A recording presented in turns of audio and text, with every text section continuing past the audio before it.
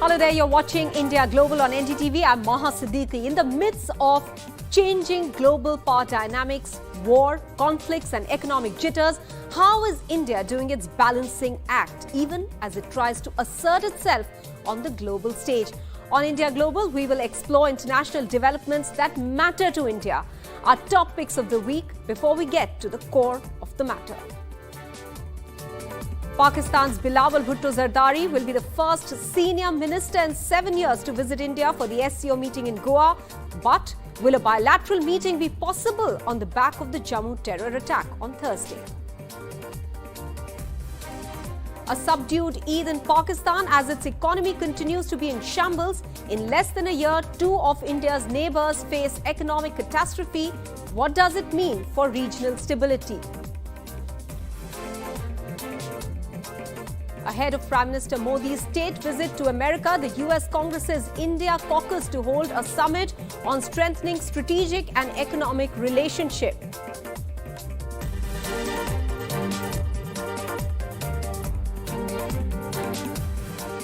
Almost a month after the Indian High Commission in London is targeted by pro-Khalistan protesters, NDTV does a check of what the UK has done to bring the perpetrators to book.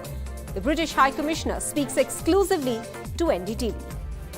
The security around the High Commission has increased. Now, the Indian High Commission in London is in a fantastic location. It's on one of the busiest streets of one of the busiest cities in the world, and it's right on the road. But there is an increased police presence there. Indians in Sudan seek evacuation as fighting rages on. India prepares contingency plan even as airport in Khartoum remains shut and movement risky.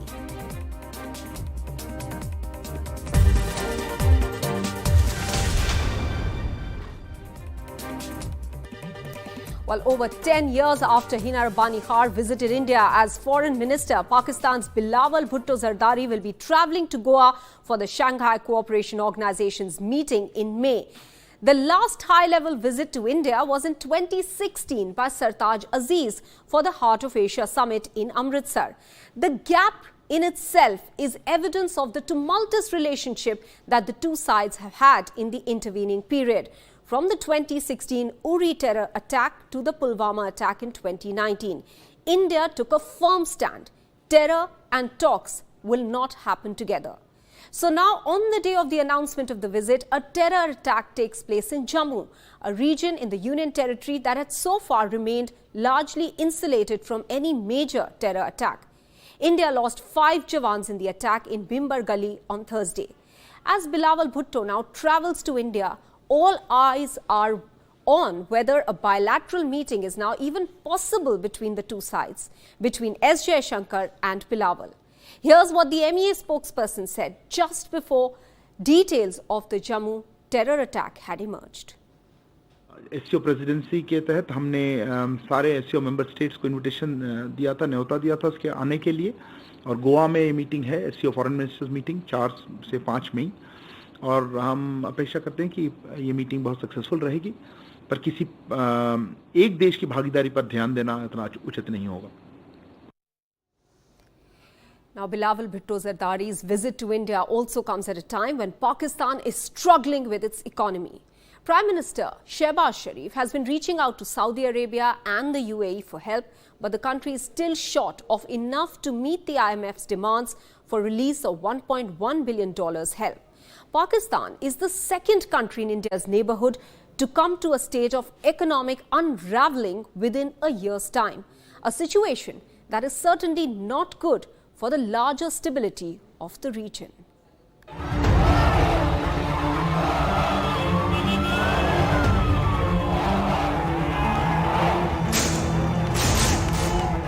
Less than a year after India's maritime neighbour Sri Lanka was hit by protests on the back of a collapsing economy,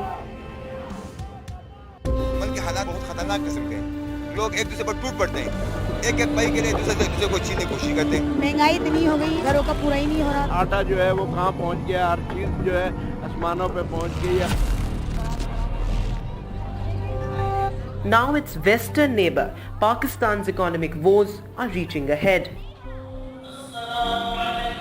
The holy month of Ramzan has ended and it's time for Eid celebrations. but a very costly one for the Pakistanis. Inflation is at a 6-decade high in the country, which means prices of most items, including food items, are going through the roof. Unable to put food on the table, the desperation is so high that clashes and stampedes have broken out in places where the government was trying to distribute flour bags recently. What's worse is that the World Bank has projected a further rise in Pakistan's inflation to 29.5% this fiscal year. The GDP is projected to drop sharply to 0.4% this year. All this as energy and food prices go up and its currency weakens. In fact, its devaluation has been almost 56% in 1 year. The forex reserves are also at their lowest.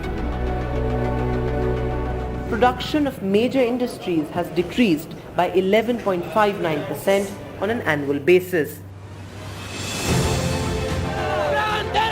Political instability in the country has added to the woes of the people since last year. The year that saw flash floods wiping out much of their crops, and this explains the shortage of food. The Ukraine war has only further added to the food and fuel crisis. Pakistan is seeking International Monetary Fund help, but the IMF has sought more financing guarantees from Pakistan to release a tranche of $1.1 billion fund. The IMF, which has withheld part of the bailout package for months, has asked Pakistan to arrange $6 billion in external financing. So far, Islamabad has managed to secure a commitment of $2 billion from Saudi Arabia and $1 billion from the UAE, reducing the required amount to $3 billion. The big question remains, will Pakistan be able to arrange another $3 billion to bring some respite to its people? Now, even as Pakistan struggles with its own problems, its leadership doesn't seem to learn a lesson. Pakistan's intelligence agency, the ISI, continues to create trouble for India. This time, it is being accused of providing support to pro-Khalistan groups outside India. Last month, the Indian High Commission in London came under an attack. After that, 1 month has passed, and what has UK done to bring the perpetrators, the miscreants, to book? Radhika Iyer reports from London.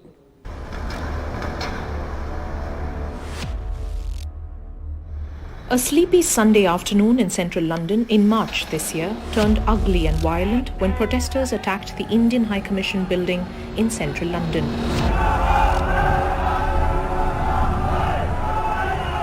Windows and doors of the building were smashed. An attempt was made to pull down the Indian flag at the building. This was hours after India launched a search for Amritpal Singh, leader of Waris Punjab De and radical preacher advocating a separate state. While he continues to be on the run, many of his aides were arrested. The attack on the Indian High Commission just here in central London caused a bit of a diplomatic row between UK and India. A senior UK diplomat based in New Delhi was summoned in New Delhi, perhaps to discuss the lack of security. More security was demanded just outside London's Indian embassy. Also, until more security was provided and more police presence was maintained here in central London, temporarily the UK diplomatic offices in New Delhi saw that security was actually pulled out in India. A month on, no one has been charged by the Metropolitan Police. The High Commission of India sources tell us that all CCTV footage, mobile footage of the masked men and the attackers has already been shared with the Metropolitan Police. 3 days later, a planned demonstration took place in London with full police security. The Met Police arrested one person following the investigation.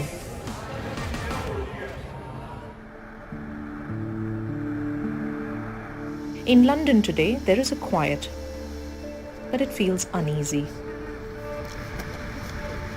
There are over 500,000 Sikhs in the UK, and every time a development took place in India, London became the epicenter for various demonstrations.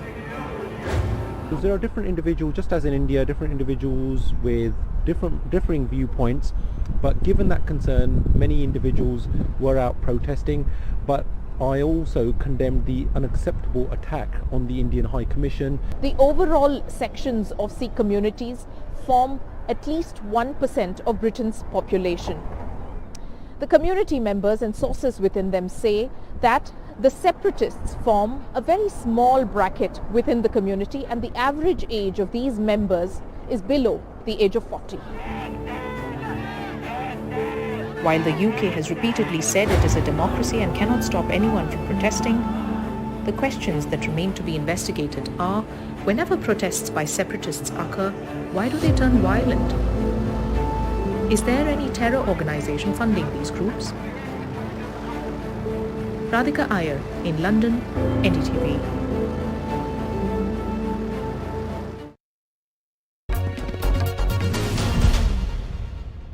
On India Global this week, we have with us the British High Commissioner to India, Alex Ellis. Many thanks for speaking with NDTV.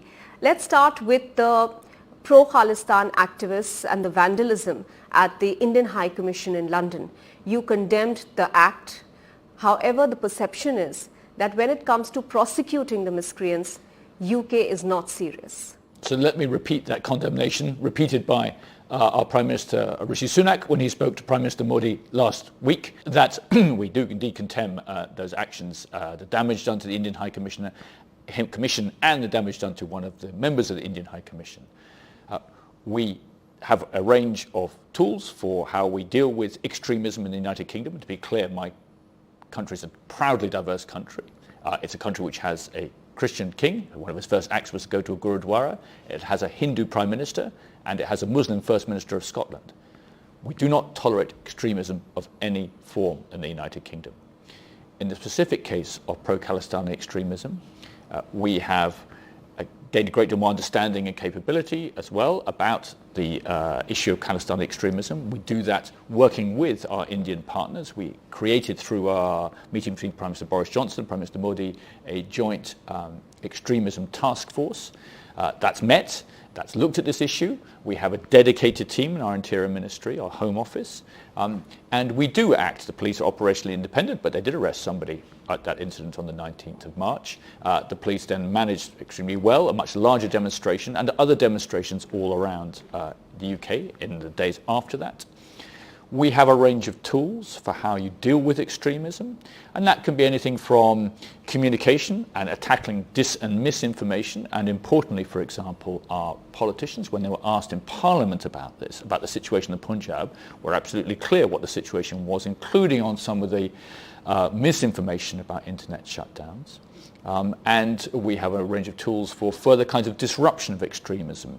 To give you a few examples in general, preventing broadcasters or revoking the licenses of broadcasters who are likely to incite violence, acting against charities which are not really charities, or against educational institutions which are not really educational institutions. Now, I'm not going to go into all of the details about what we applied, but if you look, for example, on the website of our communications regulator, Ofcom, you would see that they did act last October against a TV station which was likely to incite violence by revoking its license.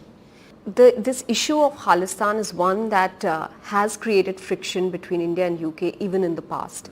Since 2019, since there was talk about referendum 2020 and there was a protest, a demonstration rather, that was supposed to be held in the UK. Do you feel that that friction has re-emerged now with the current incident that we're talking about? The UK, as I said, does not tolerate extremism of any sort and is a proudly diverse society in the ways that I've explained. There are many great things about the UK-India relationship, and one of them is the flow of people between the two countries. India tops almost every single visa category for British visas which we issue. I think number one for students, number one for visitors, number one for skilled workers. Now, you're going to get a huge flow of people. Most of that is great. Occasionally it's not great. And we have to act when it's not great, and we have to do that in cooperation. But in my view, we cannot allow individual acts to stop the enormous progress that we have been making between our two governments since our Prime Ministers met 2 years ago. This is an essential agenda for the UK and India and also for the world, I think, whether that's on climate change, whether that's on defence, whether that's on trade and investment.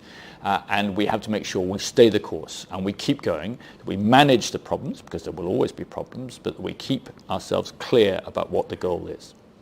So, since you mentioned trade, there was a report which was denied that India had paused the trade negotiations because of this issue. That report was denied by the Indian side, and I think the next date for the trade negotiations has also been fixed to end of this month. But how did that rumor come about? Was there anything that happened in the background really? Was this issue brought up during the trade negotiations? I think you're making exactly the point I want to make, that there will always be noise, there will occasionally be difficulties, but we have to stay the course, and the trade negotiations have indeed done that. We have, I think, our 8th round of trade negotiations will take place starting next week. We've got a long way down the negotiations. I think I can see a potential deal which would increase jobs and prosperity in both countries by increasing trade and increasing investment both ways. And with the political will and, of course, the hard pounding of negotiations, I think we can get there. And one of the things which Prime Minister Modi and Prime Minister Sunak talked about was exactly accelerating those trade negotiations, because they see the economic value of reaching an FTA, and that would be the broadest FTA which India has ever done, I think. And it would also send a strategic signal, because we have to put all of this in the context of a much more competitive, sharper world. We just reissued an update of our strategy document, our integrated review, and it gives you the sense of what challenges both India and the UK face, whether that's from geopolitical competition or indeed some issues like climate change. And we need things like the free trade deal in order both to create economic value but also to create strategic value for both countries. So the previous Prime Minister Boris Johnson had given a timeline for the FTA. Obviously, we've crossed that timeline. Is there a new timeline? I often give advice to people getting married to think less about the wedding and more about the marriage. So I think the important thing is to think about what we can get out of the right kind of FTA, and that is the most important thing rather than a particular date. What is clear from the conversation between Prime Minister Modi and Prime Minister Sunak is a shared sense of political urgency, and I hope both sides will be bringing that to the negotiations when they go again next week. Coming back to the issue of security for the Indian High Commission in London, the sense in India was that security was lax and there was a reciprocal action. The security outside your own residence has been lowered, I believe. Would you want to clarify what the security around the Indian High Commission looked like at that time and what steps have been taken now? I'll be careful about going into specific security matters because that actually can compromise the security of a place. But you are right to say that the security around the High Commission has increased. Now, the Indian High Commission in London is in a fantastic location. It's on one of the busiest streets of one of the busiest cities in the world, and it's right on the road. But there is an increased police presence there. There are other measures which the Indian High Commission is discussing with the relevant authorities to make sure that there's increased security for the long term. There's better communication flows. But I think we have to look at the deeper issue as well as the symptoms of it, and that is tackling extremism, whether in India or in the UK, and in this particular case in relation to pro-Khalistani extremism, and ensuring that we have a solid shared understanding as well as the ability to act, indeed the actions which our authorities take in relation to that. Now I want to ask you about some of the tax-related or funding actions that we've seen in India. For instance, BBC has been under the scanner and recently Oxfam. What would you say to the actions that are being taken? The UK is home to some globally respected institutions, which the BBC is one, which have to respect the laws of the country in which they are in.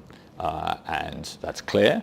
And I know that Indian authorities have been talking to the Oxfam and indeed to the BBC, and that's for them to deal with. But the important thing is that they respect the laws of the land and that they can carry out their aims in a way which does that. One of the points that the Ministry of Home Affairs has raised with the CBI with regards to Oxfam is that they were trying to build pressure on the Indian government via several other governments and institutions abroad to have their FCRA license back. I'm not going to get into the particulars of the case, and of course we talked to the Indian authorities about many issues, but I couldn't say much more than that. You see the relationship between India and the UK on track despite these hiccups that one would probably define more than hiccups because of the sensitivities involved? Let me be clear. Attacking the Indian High Commission, that's not a hiccup. That's a serious business, and it is not okay. And the Prime Minister said that, our Foreign Minister said that, we repeated it in Parliament, and we have acted on the basis of those words. So it's much more than a hiccup. It's a serious thing, and we take it seriously. I've described a much more competitive, sharper, more difficult world. And India and the UK, fifth and sixth largest economies in the world, India getting up to third, I hope, by the end of this decade, two democracies, we need to act together. This is not a nice partnership to have. It is a necessary partnership to have, both for the benefits it brings to India and to the UK, to us together, but also more globally. And that's why we had our Chief of Defence Staff was here this week, the head of our armed forces, Chief of our Air Force was here this week, because we want to build alongside the living bridge a much stronger defence and security bridge in a very complicated part of the world. And I think, for example, we've had 5 ships visits, including to the Andaman Islands, in the last few months in order to develop that security relationship. We need to bring that economic bridge as well, not just for the economic value, but also for the strategic value as well. We need to deal with things like climate change. In other words, this isn't a nice to have. The UK-India partnership is an essential partnership for dealing with a very complex world. As I've said, there will be problems. We take them seriously, we address them, and we need to keep going. We need to keep our eyes on the prize, which was the one described by Prime Minister Modi and Prime Minister Johnson 2 years ago, which is a much deeper partnership. High Commissioner Alex Ellis, many thanks for speaking with NDTV. Thank you.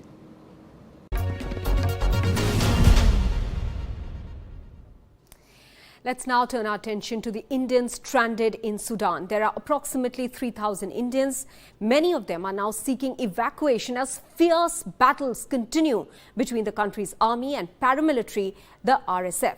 Now, let's give you a sense of the situation on the ground. First of all, the pictures that you see here currently, these are from around the airport in Khartoum. And remember, this is where the most intense and pitched battles are taking place between the paramilitary and the army. Intense fighting, and this entire area around the airport is very close to the diplomatic enclave as well, where we have the Indian High Commission too, and that is where a lot of fierce battle, intense fighting continues. Meanwhile, airport and several districts housing embassies are seeing violent clashes. India has asked its citizens to remain where they are as movement remains risky, and stranded Indians are seeking evacuation. They are running out of water. Sources have pointed out that they are in touch with both warring sides for ceasefire and humanitarian supplies. In fact, India has sought the help of Saudi Arabia and UAE for on-ground support, and also the UK and the US for pressing for a ceasefire. Now that brings us to our last story for this week, India-US relations. Top US lawmakers, diplomats and experts on Indo-US ties will be brainstorming on how to strengthen further the relations between the two strategic partners. Led by Indian-American Ro Khanna as co-chair of the India Caucus, a US-India summit will be held in the Capitol Hill on 26th of April. Ahead of the Prime Minister's state visit to the US, the meeting is important as it can give us a glimpse of what takeaways will the June visit of the Prime Minister throw out. The signal of the Modi-Biden meeting certainly will be, for one, that the relationship remains steady and the messaging is more for the future. But for more on this, let me bring in US-India Strategic Partnership Forum Chief, Dr. Mukesh Aghi. Many thanks for speaking with NDTV.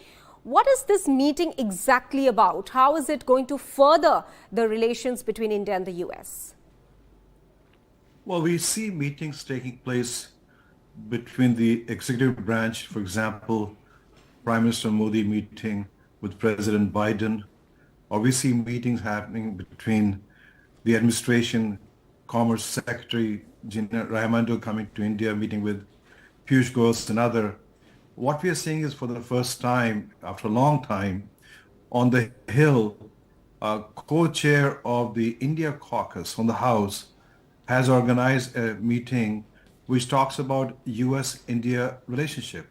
And Congressman Ro Khanna is taking the lead, looking at geopolitically, looking at economically, looking at immigration issues between the two countries. Well, talk about immigrations then, Dr. Aghe. Are we likely to see issues like H-1B visas, issues on trade being discussed as well? Well, I think, you do have all the right players, and I have to mention that India caucus is the largest caucus on the Hill. And so you will see very many congressmen coming, a lot of business people coming, a lot of policy experts coming, and we will be discussing multiple issues from H-1B visa issues to other immigration issues to geopolitics, trade, China +1 strategy, and focusing on as to what else we need to do to strengthen the relationship. And is this meeting then even more significant because it comes just about a month or so before the Prime Minister is set for his state visit to the US? Yeah, it is, because, so far in the last, I would say many years, we have not seen either on the Senate side or on the House side, the leadership on India caucus organizing an event such as this. And so you have to compliment Congressman Ro Khanna, who's the co-chair of the India caucus, to take the lead. And I hope that as we discuss and debate the open issues, we are able to come up with some, I would say, concrete answers and actions to take some of the issues forward itself. All right. Dr. Mukesh Aghe, many thanks for making time for us in discussing the India-US relationship. With that, we'll say goodbye for the moment, but we'll be back next Friday with all the very latest on foreign policy seen through India's lens.